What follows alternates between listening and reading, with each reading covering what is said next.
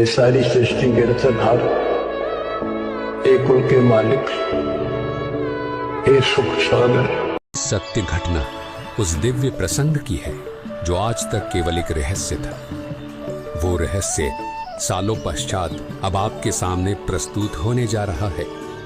संत रामपाल जी महाराज जी के जीवन का वो महत्वपूर्ण दिन जिसके विषय में उन्होंने आज तक भक्त समाज के समक्ष केवल सांकेतिक और आंशिक वर्णन किया था, अब उनकी आज्ञा से वो दिव्य प्रसंग विस्तार से प्रस्तुत हो रहा है। ये प्रसंग उस दिन का है जिस दिन संत रामपाल जी महाराज जी को कबीर परमेश्वर जी स्वयं इस धरातल पर आकर मिले थे। हे गुरुदेव राम देवानंद जी महाराज, ना जाने आपने इस दास में क्या देखा कि आपने इस दास को इतनी बड़ी जिम्मेदारी दे दी। अपने बाद मुझे गुरु पद पर बैठा दिया। ये दास अपनी आखिरी सांस तक आपके द्वारा दिया गया जगत कल्याण के मार्ग और मोक्ष के कार्यों को पूरा करने के लिए समर्पित रहेगा। परमात्मा का सत्य ज्ञान और सच्चा मंत्र हर घर तक पहुंचा के छोड़ूंगा, फिर चाहे कुछ भी बीते मेरे साथ। ये दास आजीवन परमात्मा के मार्ग में कार्यरत रहेगा। ये फाल्गुन शुक्ल पक्ष एकम विक्रमी संवत 2053 9 मार्च 1997 रविवार की बात है। संत रामपाल जी महाराज हरियाणा के झज्जर जिले के एक झाड़ली कस्बे में गरीबदास जी महाराज जी की वाणी का पाठ करने गए थे। वहाँ किसी कारणवश पाठ रद्द होने की वजह से वे वापस आ रहे थे। वहाँ से लौटते समय संत रामपाल जी महाराज कबीर परमात्मा की याद में मग्न अपने दोपहिए वाहन पर सवार वापस लौट रहे थे। संत रामपाल जी महाराज स्कूटर को रास्ते में एक चाय की दुकान के पास रोक देते हैं। राम राम महाराज जी। राम राम भगत जी। महाराज जी चाय समोसा लगा दूं? हाँ भगत जी लगा दीजिए।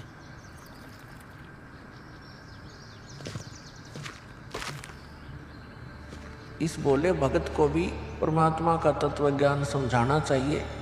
भगत जी, कबीर परमात्मा की भक्ति करनी चाहिए। मनुष्य जीवन हमें सिर्फ इसीलिए मिलता है। मानुष जन्म दुर्लभ है ये नलन बोरे, जैसे तरवर से पत्ता टूट गिरे गोबर न लगता डोरी।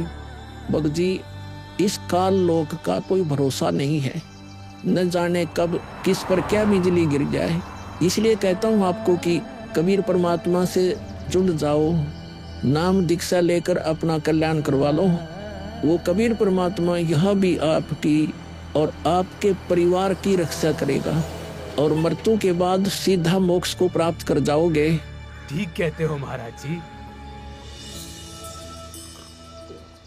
ये कबीर परमात्मा ऐसे गंदे लोक में जहां आदमी की जिंदगी का पल का भरोसा नहीं, व्यक्ति यहाँ जी कैसे रहा है, ना जाने कब क्या हो जाए, कब कौन सी बीमारी हो जाए, कब दुर्घटना हो जाए, कब कोई संसारिक आपदा आ जाए। दाता, आपकी भक्ति के बिना यहाँ किसी को ना सुख मिल सकता है और न ही मोक्ष। ये बात ये बोले जीव कब समझेंगे? आखिर ये अज्ञान अंधेरा कब दूर होगा? दाता, आप ही दया करेंगे कबीर परमेश्वर। ये बोले जीव तो अपना जीवन आपकी भक्ति के बिना व्यर्थ ही कर रहे हैं।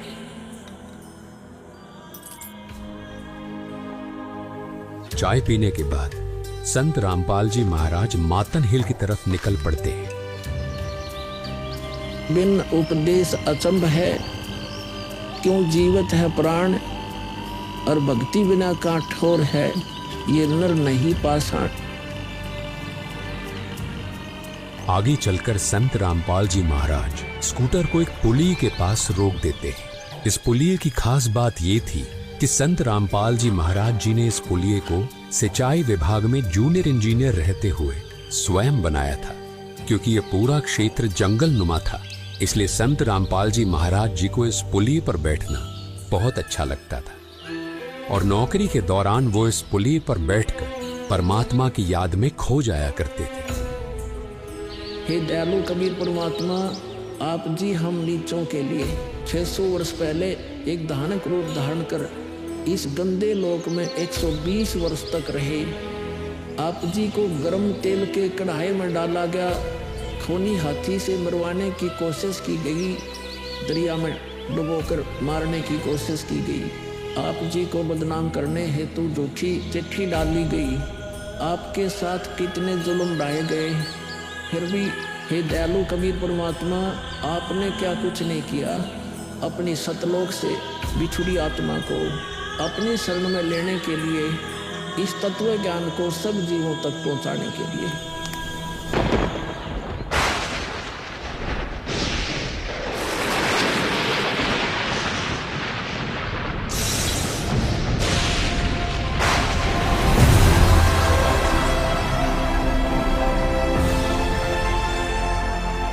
साहेब कबीर आजा आत्मा तोए पुकारती, तेरे हाथ में चाबी वो सतगुरु सतलोक द्वार की।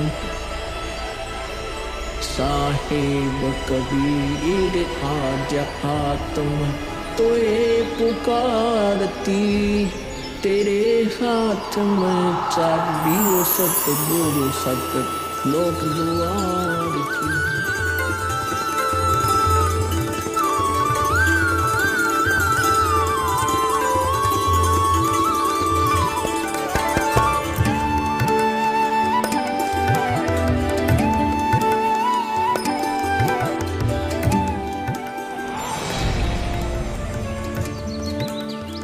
राम राम भगत जी। राम राम। आओ भगत जी बैठिए, खड़े क्यों हो? संत रामपाल जी महाराज अपने परने को पुलिया की दीवार पर बिछा देते हैं और महात्मा जी से बैठने का आग्रह करते हैं। कहाँ से आए हो बेटा, क्या करते हो? भगत जी, वैसे तो मेरा गांव धनाना है, जिला सोनीपत में पड़ता है। अब एक छोटा सा मकान बनाकर रोहतक में रहता हूँ। जूनियर इंजीनियर था, लेकिन अब नौकरी छोड़ दी है। बेटा, तेरे धनाना और रोहतक वाले घर के बारे में तो मैं अच्छी तरह से जानता हूँ, और यह भी जानता हूँ कि तेरे 2 पुत्र और 2 पुत्री हैं। मैं तो यह पूछ रहा था कि इस जन्म से पहले तेरा घर कहाँ था? अरे, इन महात्मा जी को मेरे बारे में इतना कैसे पता है? महात्मा जी, जन्म से पहले हम सतलोक में थे, वही हमारा घर था। लगता है ये भगत जी राधा स्वामी पंथ के अनुयायी हैं। इनको सत्य का ज्ञान कराना चाहिए। मेरे गुरुजी स्वामी रामदेवानंद जी हैं। मेरे भगवान कबीर देव जी सृष्टि के रचनहार हैं, वही सतपुरुष है। कुछ पंथ वाले सतलोक के विषय में तो बताते हैं, लेकिन वे सतपुरुष को निराकार बताते हैं, जो कि बिल्कुल झूठ है। भक्त जी, मैं स्वयं संत गरीबदास जी के पंथ से जुड़ा हूँ।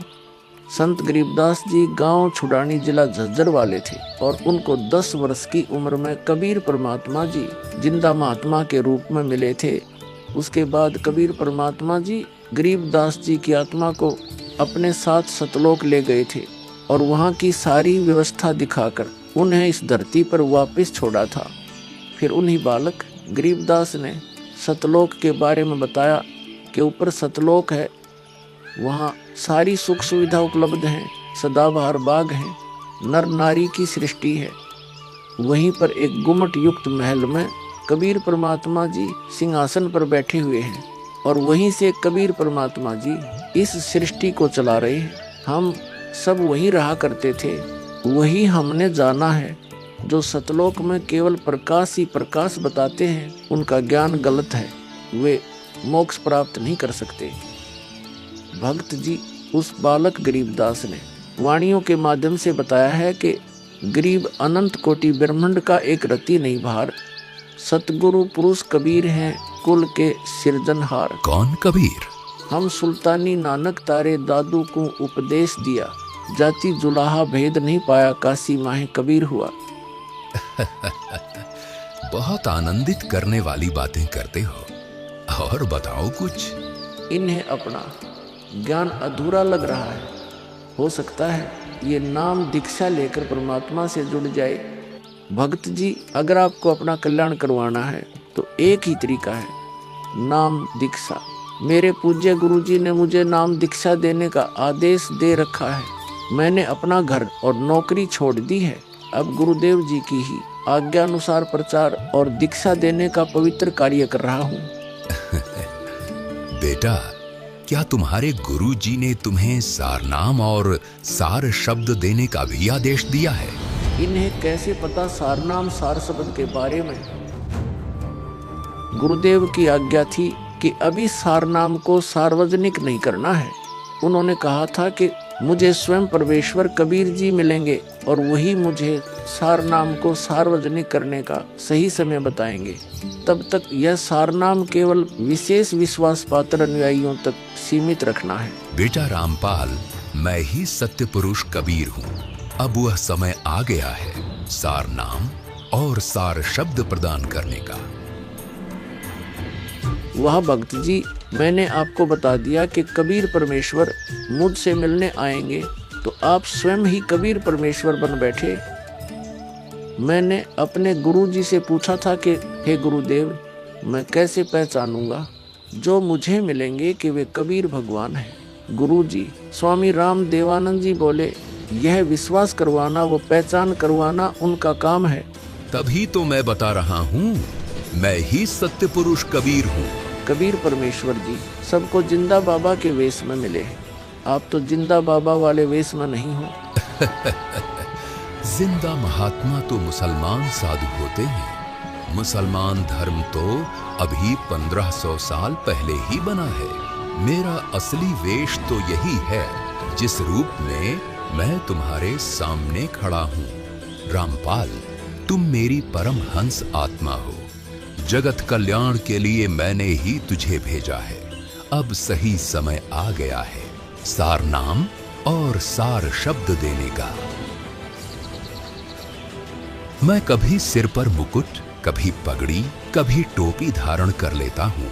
चारों युगों में आता हूँ। सतयुग में सत सुकृत नाम से, त्रेता युग में मुनींद्र नाम से, द्वापर युग में करुणामय नाम से और कलयुग में अपने वास्तविक नाम कबीर देव यानी कबीर नाम से आता हूँ और तेरे जैसी हंस आत्माओं से मिलकर उनका भ्रम दूर करता हूँ। लेकिन अगर तुझे केवल जिंदा महात्मा के रूप में विश्वास है तो मैं तुझे अपना वो रूप भी दिखा देता हूँ। ये देख।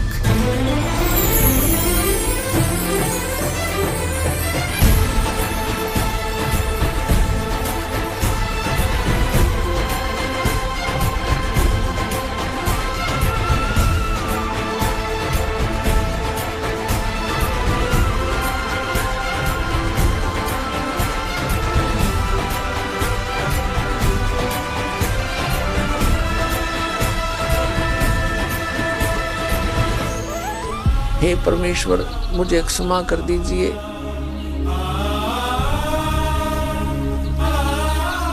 मुझसे अनजाने में गलती होगी।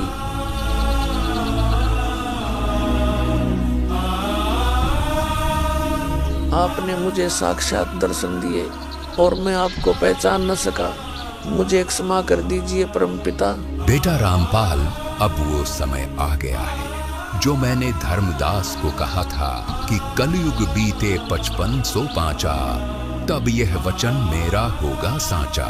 यानी जब कलयुग 5505 वर्ष बीत जाएगा तब मैं खुद इस धरातल पर आऊंगा और अपने बच्चों को तत्व ज्ञान समझाकर इस काल लोक से सतलोक ले जाऊंगा। बेटा रामपाल, तुम मेरी परम हंस आत्मा हो। अब इसके आगे बेटा मैं ही तेरे रूप में सारी लीला करूंगा और यह तत्व ज्ञान अपने बच्चों को बताऊंगा। उन्हें सतलोक की राह दिखाऊंगा।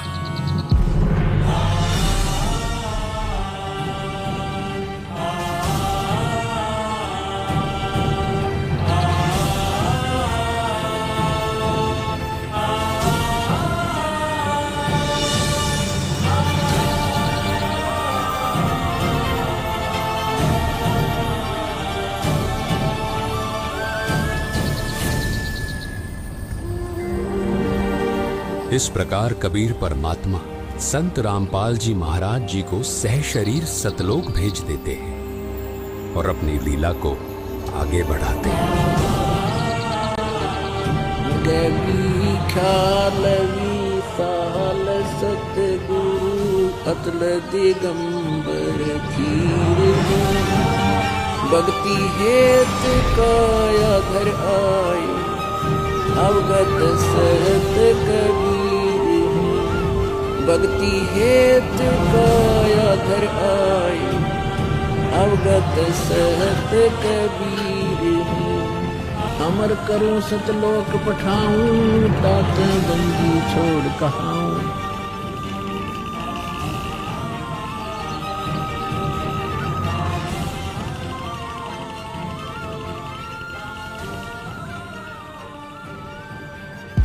इस प्रकार कबीर परमात्मा संत रामपाल जी महाराज जी को सह शरीर सतलोक भेज देते हैं और स्वयं सर्व सृष्टि रचनहार कबीर परमात्मा संत रामपाल जी महाराज जी के रूप में संपूर्ण संसार का उद्धार करने के उद्देश्य से इस पवित्र मिशन पर निकल पड़ते हैं। संत रामपाल जी महाराज जी के रूप में कबीर परमात्मा स्वयं को छिपाए हुए हैं। उनके इस लीला को समझना आम जीव की समझ से बहुत दूर है। एक संत के स्वरूप में परमात्मा के अभिनय की ये अद्भुत सच्चाई भक्त समाज के लिए जानना बहुत जरूरी था। साक्षात कबीर परमात्मा के स्वरूप बंधी छोड़ सद्गुरु रामपाल जी भगवान की जय हो।